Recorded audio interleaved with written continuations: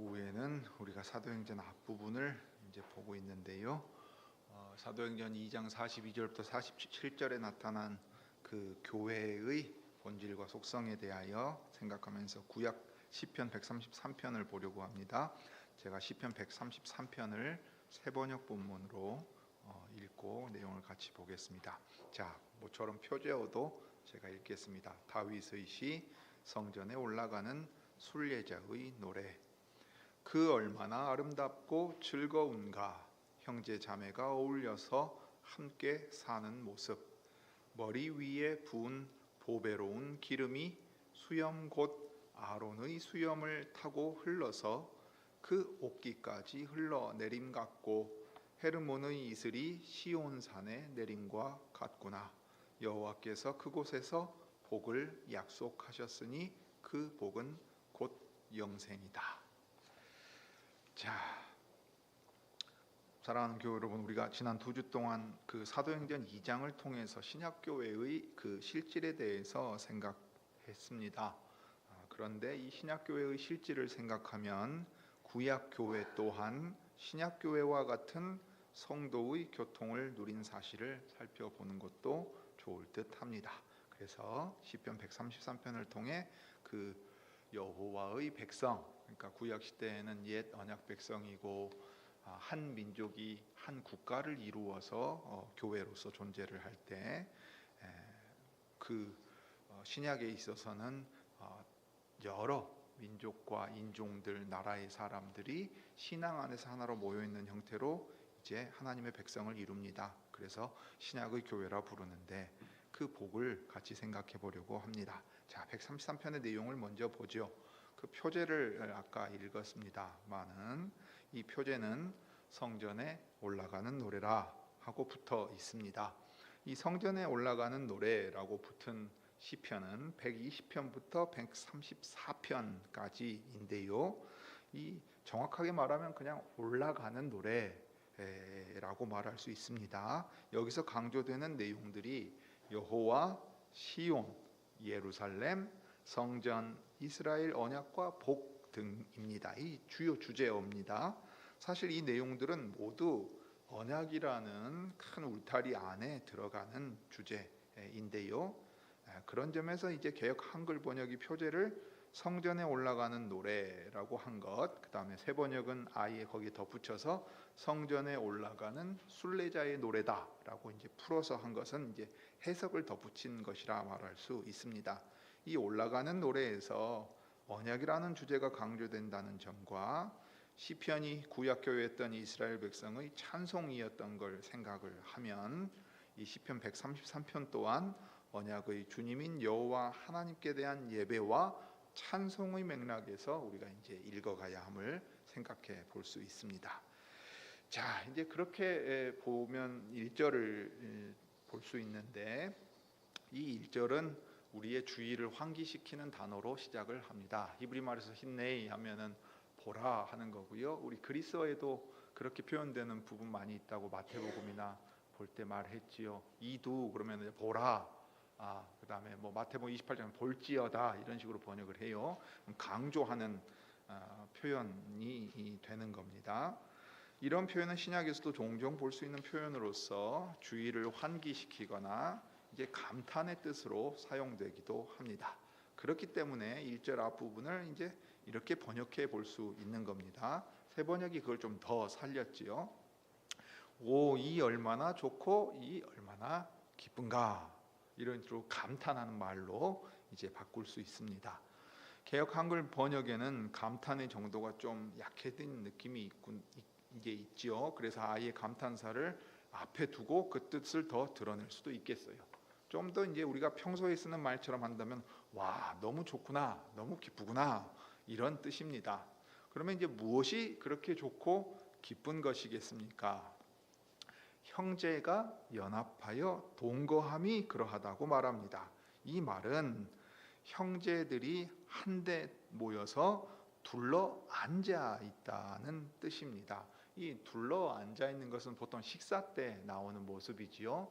우리가 예수님의 최후의 만찬을 뭐 레오나르도 다빈치가 그려놓은 그림을 보니까 식탁에 앉아 있다고 생각하는데 비스듬히 기대거나 이제 약간 앉았거나 기대는 모습에 더 가깝다고 볼 수 있을 겁니다. 아프가니스탄에 갔더니 오히려 그 모습에 더 가깝대요. 식사할 때 보니까 빙 둘러가지고요. 오히려 그렇게 앉아 있거나 하는 모양이었던 것으로 기억을 합니다. 자, 그래서 이렇게 한 군데 이제 둘러 앉아 있었다 해서 이렇게 번역을 하면 좀 더 명확한 그 이미지가 떠오를 것입니다. 형제들 한데 모여 둘러 앉아 있으니, 이런 식구를 보면 여러분은 어떤 생각이 드십니까? 우리는 이 광경에 익숙하죠. 마치 명절에 온 식구가 한 상에 둘러 앉아서 도란도란 이야기꽃을 피우는 게 생각나지 않습니까?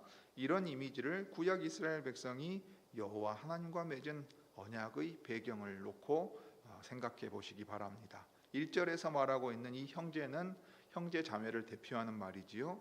혈연으로 이어진 한 식구를 말할 수도 있겠습니다만, 이게 올라가는 노래라는 맥락을 생각하면 여호와 하나님과 언약을 맺은 백성 전부가 이 노래를 부르면서 우리가 한 형제요 자매라 생각하고 가는 겁니다.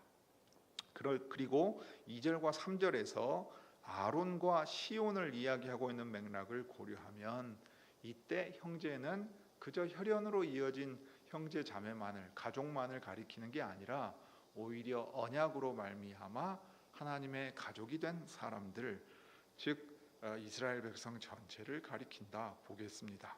그러면 언약 백성인 이스라엘이 언제 이렇게 한데 모여 둘러 앉아 있을 수 있었습니까? 대표적으로는 바로 3번의 절기 때입니다. 물론 성전에 보면 이 성막에 진설병이라고 항상 두는 떡이 있어요. 이게 이스라엘의 12지파를 대표해서 거기에 둔 겁니다. 그러니까 이스라엘의 12지파는 여호와 앞에 항상 있어요. 몸으로 지금 와 있지 않고 지리적으로 멀기 때문에 흩어져 살지만 항상 그 여호와 앞에 이 12지파가 있고, 실제로 모이라고 한 건 3번의 절기입니다. 그러면 기본적으로는 여호와 하나님께 나아오라는 것이고, 그 다음으로는 성찬상에 가는 것과 정말 똑같은 거예요. 하나님과 언약을 맺어서 한 형제요 자매라 하는 이 하나됨을 거기서 확인하게 하십니다. 여호와 하나님께서는 이스라엘 백성들이 12지파로 나뉘어 각자의 땅에서 살아가게 하셨지만, 여호와 하나님과 언약을 맺은 한 백성이라는 것을 기억하고 한 형제 자매임을 생각하도록 이스라엘의 주요 절기 때 여호와 하나님의 약속과 임재가 있는 예루살렘으로 모이게 하셨습니다. 절기 때가 되면 여호와 하나님 앞에 모인 이스라엘 사람들은 여호와 하나님께서 차려두신 언약의 잔치상 앞에 모두 한데 모여 구원의 하나님을 기억합니다. 사실은 절기 자체가 여호와께서 이스라엘에게 하신 일을 기억하는 절기, 그 중요한 날짜입니다. 그래서 온 식구가 잔치상을 한데 모여 둘러 앉아 이야기 나누는 것처럼 이제 그렇게 하셨습니다. 그런 이 모습이 마치 창조 당시 하나님의 뜻이 그대로 이루어진 것처럼 좋았기 때문에 다윗은 이 광경을 보고 생각하면서 이렇게 감탄했습니다. 오, 너무 좋구나. 얼마나 좋은가. 힌네마 토브. 그러면 이 토브라는 단어는 단순한 단어입니다. 좋다는 단어예요. 뭐 선하다, 뭐 이렇게 말할 수도 있습니다만은 대표적으로 이 단어가 가장 먼저 쓰이고 의미를 가지는 것은 창조 때 일입니다. 보시기에 좋았더라, 심히 좋았더라 할 때 쓰시는 표현이라 이 말이에요.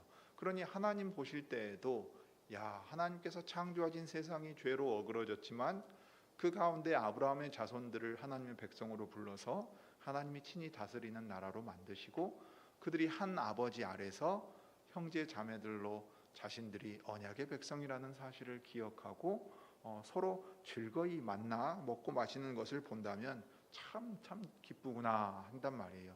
우리 교우들은 이제 할아버지 할머니 되신 분들이 많으니까 손주들이 오시면, 명절에 오면 어떤 마음이 드십니까? 물론 오면 좋지만 가면 더 좋다고 생각하시기도 해요. 그렇지만 오셔서 여기 앉아가지고 뭐 먹는 모습을 보면 어떤 생각이 드세요? 아이고 잘 먹네, 더 먹어라, 많이 먹어라, 많이 먹어라, 그 얘기하죠. 그 마음을 한번 떠올려 보시기 바랍니다. 하나님께서 우리를 보시면서 그래 너희는 어떻게 살았느냐 하면은 이제 자식들은 그럴 거 아니야. 아이고 아버지 뭐 요즘 요런 일이 있었어요. 참 그러면 아이고 고생했다, 애썼다 말하기도 하고, 너 아팠다던데 지금은 괜찮냐? 그래서 아이고 아버님 지금은 약도 먹고 병원 다니면서 많이 좋아졌습니다, 이런 말도 할 거고, 손주들 큰 거 보면서는 그냥 보기만 해도 좋을 거 아니에요. 우리 민혁이 뒤에 오늘 어디 진짜 포도밭 가는 것처럼 모자 쓰고 오면은 보기만 해도 웃음 나오지 않습니까? 그리고 막 웃으면서 돌아다니고 있으면 얘가 뭘 해서가 아니라 보고만 있어도 아이고야 좋다 하고 있단 말이에요. 친할아버지 할머니가 아니어도 그러죠. 그러니 하나님 보실 때는 하나님의 백성들이 하나님의 말씀을 기억하고 딱 올라와서 우리가 하나님의 백성이요 아버지의 아들 딸입니다. 그리고 형제 자매들이 화목하게 이렇게 먹고 마시면서 살아가는 얘기하고 하나님께 찬송하고 하는 모습을 본다면 이 성도의 교통인데요. 아 좋구나, 야 좋다, 이 말이 나오죠. 지금 다윗이 이 시를 썼다는 것을 기억하면 이스라엘의 온 지파가 통일 왕국을 이루어 하나님의 언약이 든든히 서가는 하나님 나라의 역사 앞에서 다윗이 무엇을 보고 감탄하고 기뻐했는지 알 수 있습니다.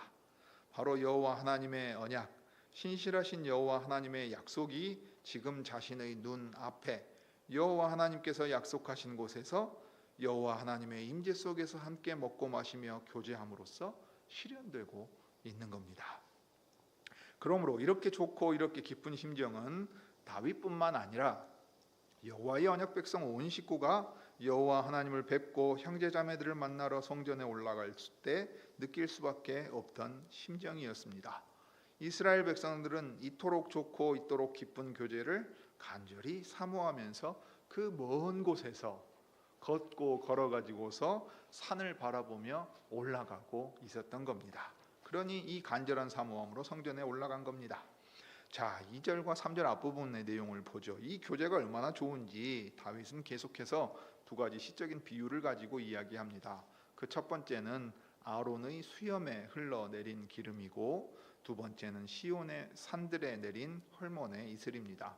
2절부터 3절 앞부분까지를 이제 뭐 번역을 해서 내용을 보자면, 수염 곧 아론의 수염을 타고 흘러내리는 그의 온몸을 타고 흘러내렸던 기름, 머리 위로 내리는 그 향기로운 기름 같구나.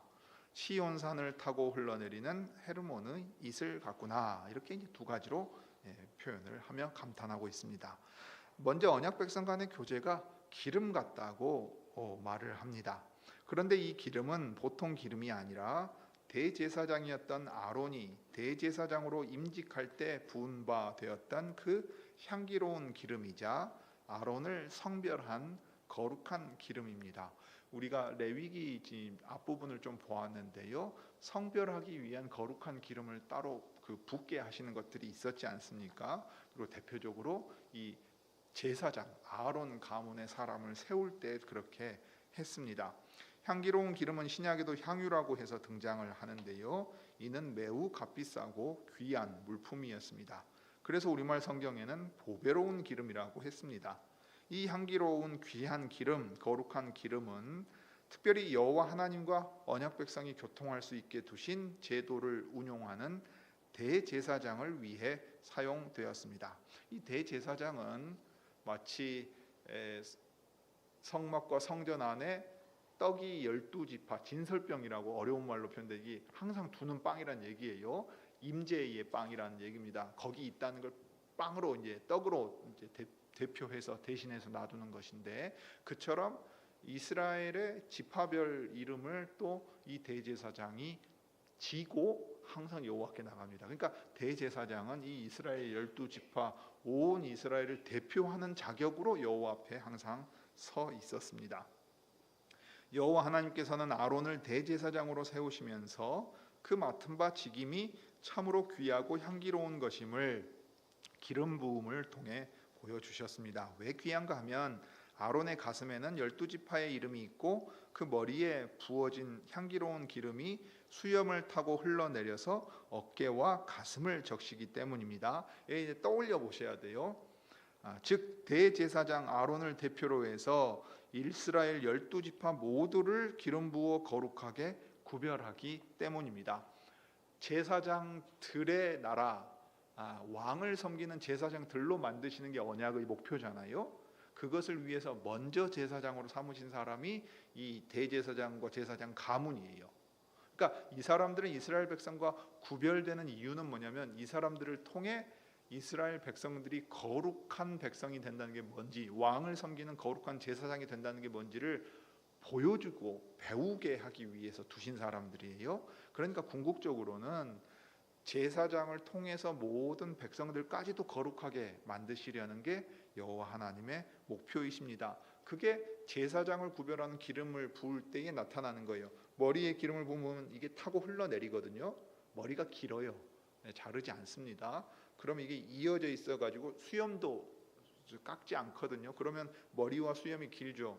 옛날에 어르신들, 뭐 여성들 머리가 길면 그런 일이 생깁니다만은 옛날에 수염 기른 어르신들 식사할 때 어떻게 합니까? 잘못하면 국에 수염이 담궈가지고 나중에 수염을 이렇게 해서 국물 짠단 말이에요.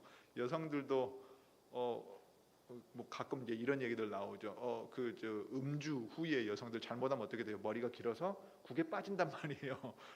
머리하고 수염이 길어요. 그러면 기름이 타고 이렇게 흘려내려가지고 어깨에 해요. 이제 부었단 말이에요.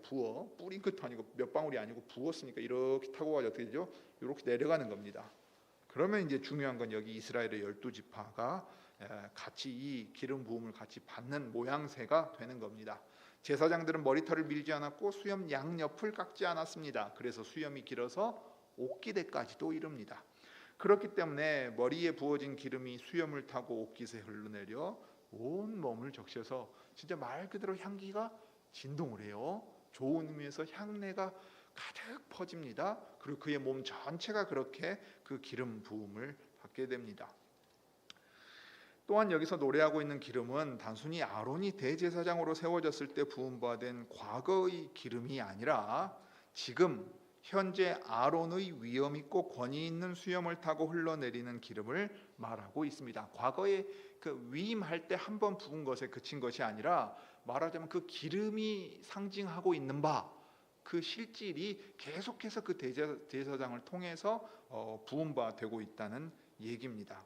대제사장이었던 아론의 직임 자체가 여호와 하나님과의 교통을 이루어서 언약 백성들 온 식구가 한 상에 둘러 먹고 마시는 교제를 위해 있었고요. 궁극적으로는 이게 바로 하나님의 신이 그 위에 부어지셔서 하나님의 백성들 모두에게 이 기름이 흘러내려서 향을 내는 것과 같은 성도의 교통으로 말미암은 향기로운 일들을 나타나게 하십니다.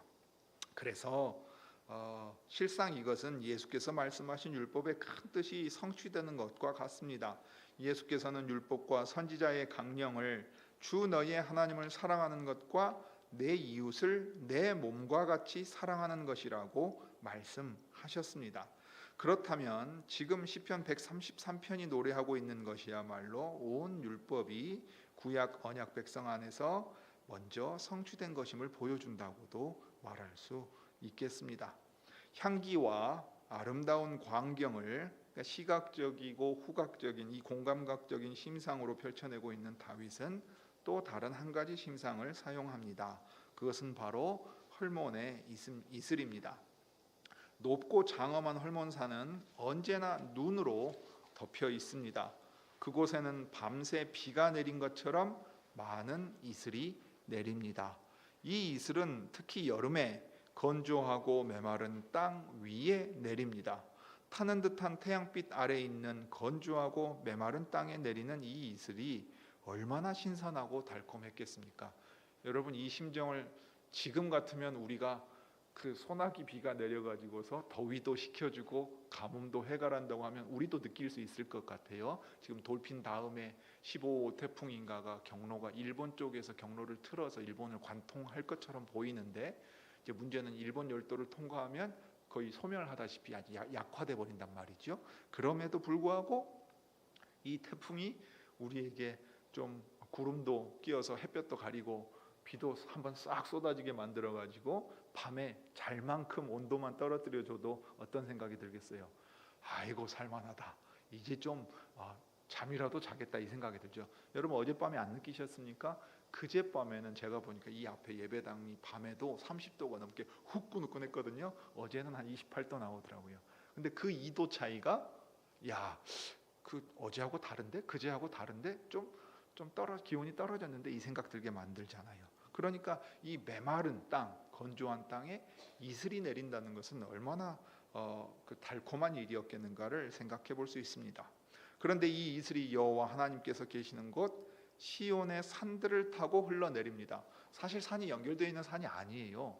그런데도 이렇게 말을 하고 있습니다. 하늘에서 내리는 저 이슬이 시온산, 시온의 산들을 타고 흘러내린다라고 말하는 것 같아요. 그러니까 하나님께서 계시는 곳에 하늘에서 내리는 그 이슬이 마치 성소에서 그 강이 넘쳐 흘러서 다른 곳에 생명을 주는 것처럼 이슬이 뻗어 나아가는 것으로 묘사하고 있습니다.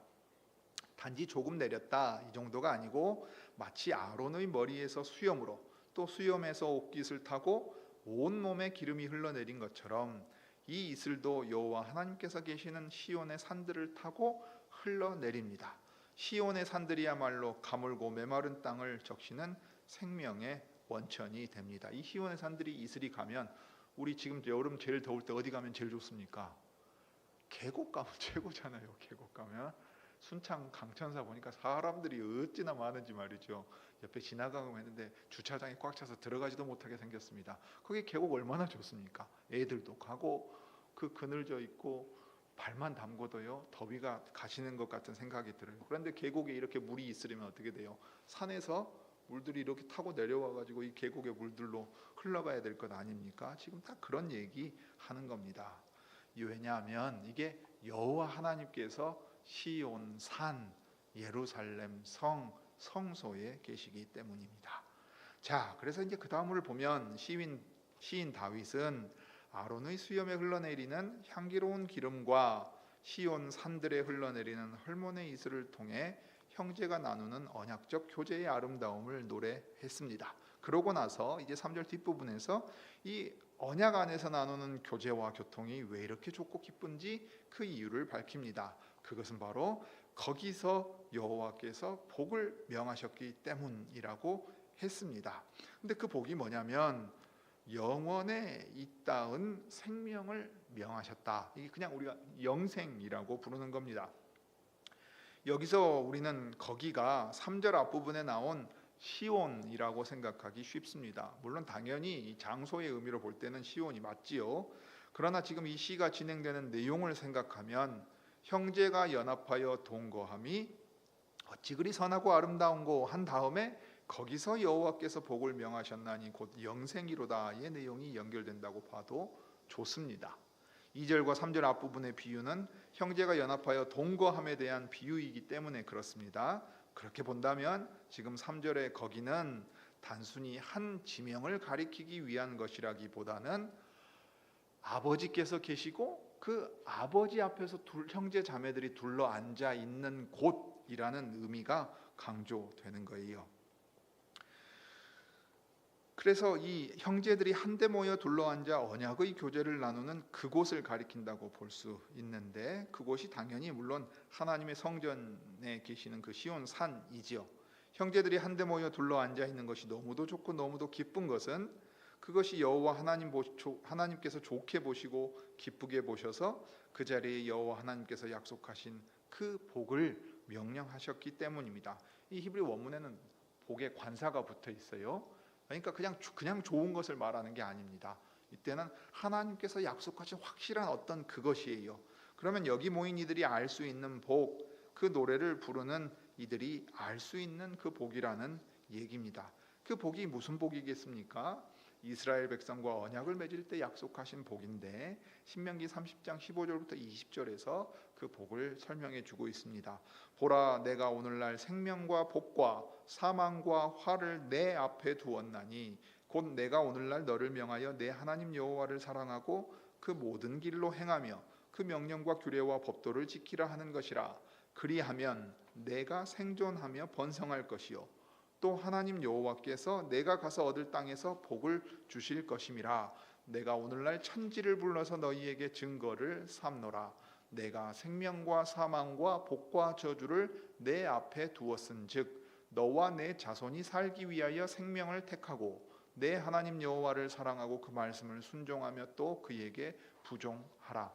이 마치 창조 때 생명나무와 선악을 알게 하는 나무를 에덴에 있는 그 정원의 중앙에 두시고서 하나님께서 말씀하시는 것과 매우 유사한 형태입니다.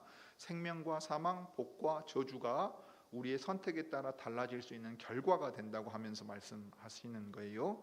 그러면서 이 하나님께 붙어 있어라. 그 말씀을 순종함으로써 붙어 있으면, 그러니까 조건을 걸어서 네가 생명을 얻을 거냐 사망을 얻을 거냐가 아니에요. 분명히 말하자면 붙어 있으면 생명 안에 머물러 있는 것인데, 네가 저주와 사망을 택한다면 저 아담과 하와처럼 그 자리로 떨어질 수밖에 없는 거다. 이렇게 지금 말하는 겁니다. 그래서 여호와께서 내 열조 아브라함과 이삭과 야곱에게 주리라고 맹세하신 땅에 내가 거하게 될 거다. 여호와께서 약속하신 땅에 뽑히지 않고 거기에 심겨서 계속 머물러 있는 거, 이게 오늘 사무엘하 7장에 나오는 약속하고도 연결되는 겁니다만은, 그렇게 할 때 그 땅을 상속받는 것이 이 생명과 연결되어 있습니다. 여호와 하나님께서 여호와 하나님 앞에 한데 둘러 앉아 있는 당신의 자녀들에게 약속하신 복은 바로 영원에 붙어 있는, 영원에 닿아 있는 생명입니다. 장구한 날들 사망과 화가 임하지 않고 생명을 계속해서 누리는 복이기도 합니다. 신명기의 표현을 생각한다면 여호와 하나님과의 언약 가운데 여호와 하나님과의 생명의 교통을 누리는 것이요, 그 생명의 교통 때문에 형제들과의 교제를 나누는 그 복입니다. 실은 생명나무로 나아가는 길과도 우리는 연결해서 생각해 볼 수 있습니다. 타락 이후에 그 길은 끊어졌습니다마는 여호와 하나님과의 언약 가운데 그 길로 나아갈 가능성이 열리지요. 무슨 일을 하면 그 복을 주겠다 하신 것이 아니라 이미 너희는 나와 언약을 맺음으로써 이 생명의 교통 가운데 들어와 있다. 그러므로 너희는 그 생명을 누리는 자답게 더욱 풍성히 누리라 하고 말씀하시는 겁니다. 언약을 저버리지 않고 사망과 저주를 선택하지 않는 한 너희의 생명인 여호와 하나님과 그 백성의 교통함은 계속될 것이라는 얘기입니다. 그러니까 사실은 정확하게 말하면 죽지 않고 계속 살게 하는 것이 영생이 아니에요. 하나님 자신이 생명이시거든요. 하나님 자신께 붙어 있음으로써 우리도 이제 이 죄의 결과인 죽음에서 벗어나서 하나님께 있는 이 영원함이 우리도 같이 누리게 된다는 의미입니다. 그래서 이 부종한다, 붙어서 쫓아간다라고 말하지, 언약 관계에서 가장 설명될 수 있는 내용입니다. 더욱이 이것은 천지를, 하늘들과 땅을 이 증인으로 삼아서 여호와께서 맹세하신 내용이에요. 그렇기 때문에 반드시 이루어질 것입니다. 3절에 나오는 영생이라는 건 사실 하나님께만 속하는 그 속성인 영원에 이 닿아 있는 잇된 생명입니다. 그러므로 단순히 죽지 않는다거나 시간적으로 계속된다고만 생각할 게 아니라 하나님만 가지고 계시는 그 신적인 생명을 우리에게 허락하셨다는 것을 생각해야 합니다.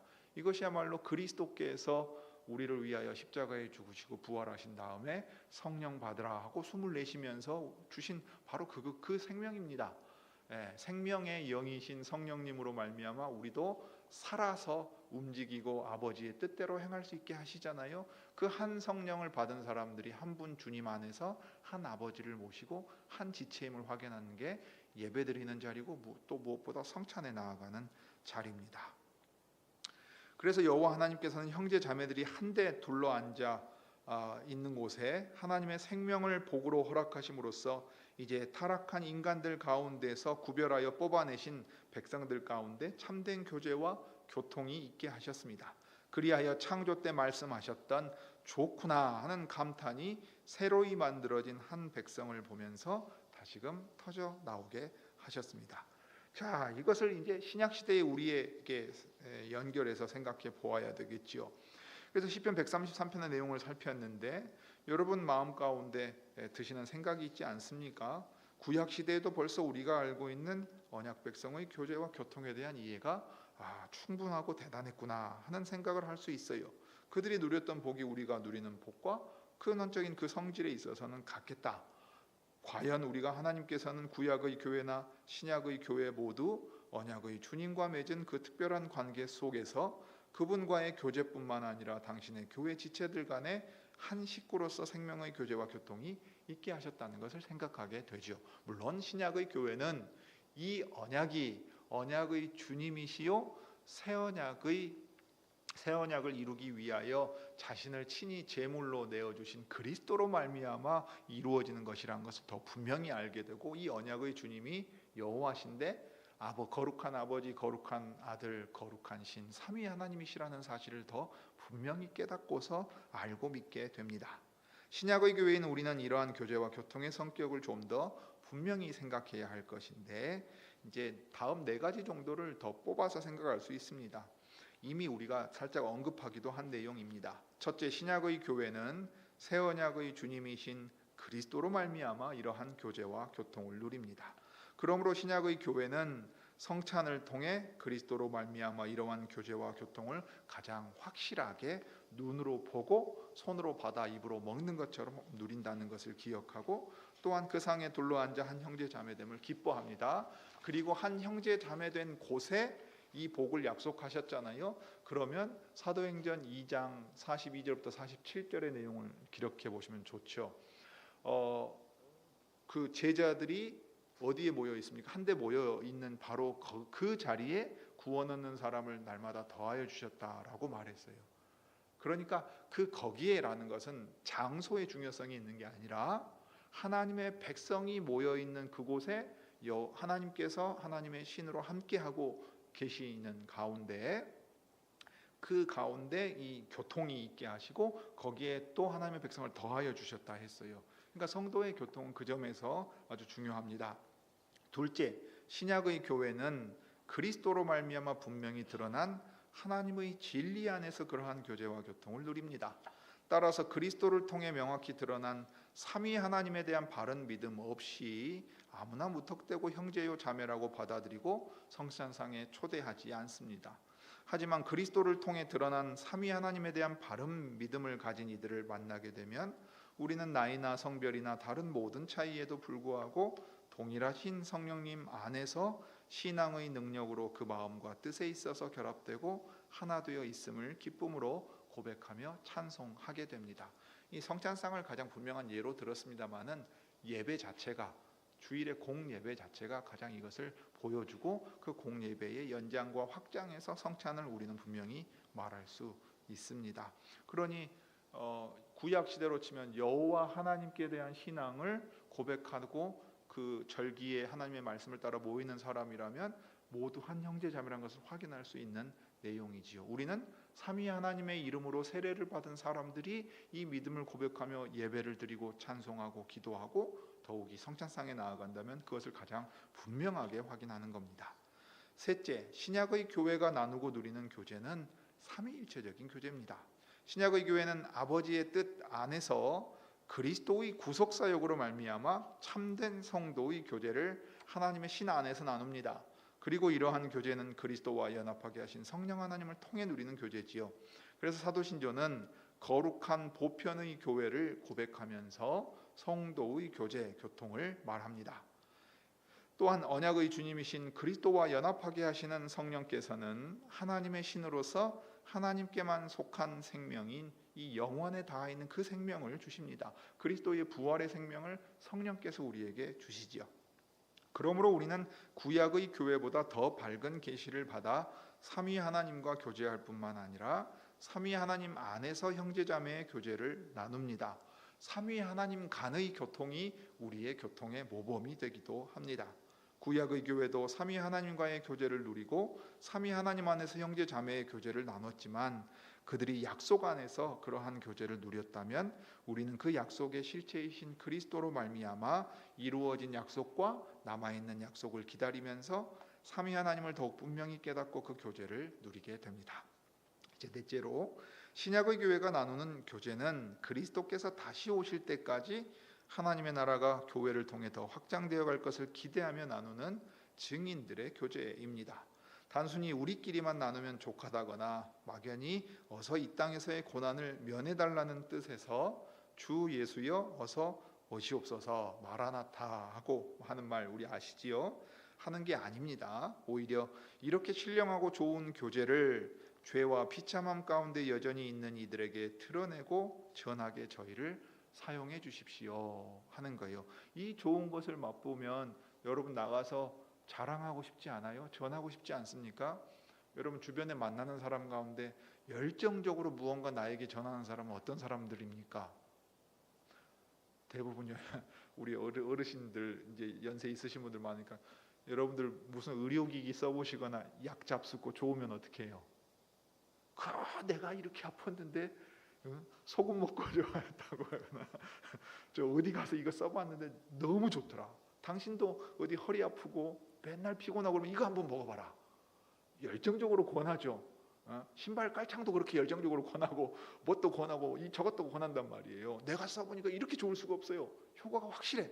그러면 막 다 권해요. 그리고 그 사람도 써보고 좋으면 어떻게 해요? 와 고맙다고. 내가 이것 때문에 평생을 고생했는데 당신 덕분에 이 어려운고 괴로운 일이 나았다고 하면서 또 다른 사람한테 가서 전해요. 열정적인 전도자가 되지요. 여러분 성도의 교통은 우리끼리만 나누는 교통에 그치는 것이 아니라 이 타락하고 부패한 세상 속에서 나뉘고 싸우는 세상 속에서 이렇게 형제 자매의 교통함이 좋다면 이 교통함 가운데 하나님께서 또 다른 사람들도 불러서 함께하게 하신다면 얼마나 좋겠느냐 이 말이에요. 문자 그대로 우리 부모님을 향해서 우리 형제 자매 친족을 향해서 그런 마음 더 나아가서 이웃을 향해서 가지지 않겠느냐 하는 겁니다. 세상이 악하고 어두우며 빛보다 더 어둠을 사랑하기에 우리는 애통하는 마음과 겸비한 마음으로 이 생명의 교통함을 저들에게도 허락해 주옵소서 간구하기도 합니다.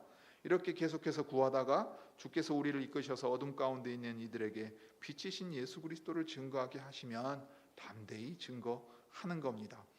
뭐 아팠다가 약 하나 먹고서 나은 것 가지고도 좋아진 것 가지고도 우리가 그 열심을 낸다면 참 하나님의 생명 안에서 진리를 깨닫고 이 놀라운 은혜로 살아간다는 것을 자랑하지 않을 수 있겠습니까? 우리가 전하는 이 예수가 진정 길이요 진리요 생명이라고 증거하면서 그리스도로 말미암지 않고는 이 생명의 교제로 나아올 수 없다고 전하고 권하는 것입니다. 그러므로 우리 주 예수 그리스도로 말미암아 아버지의 뜻 안에서 성령의 능력으로 한 형제자매 된 여러분, 두세 사람이 당신의 이름으로 모인 곳에 함께 하시겠다던 우리 주님의 약속을 기억하시고 우리와 함께 하시는 주 예수를 찬송합시다. 이 주님으로 말미암아 우리의 교통함이 언제 어디서나 어느 때건 있을 수 있는 겁니다. 세상 끝날까지 우리와 함께 하시겠다 약속하시고서 당신을 거역하고 죽인 이들을 아버지와 아들과 성령의 이름으로 세례를 주어 제자를 삼게 하신 그리스도의 은혜를 생각하면서 이 무더운 여름에 기뻐하실 수 있기를 바랍니다. 기도하시죠.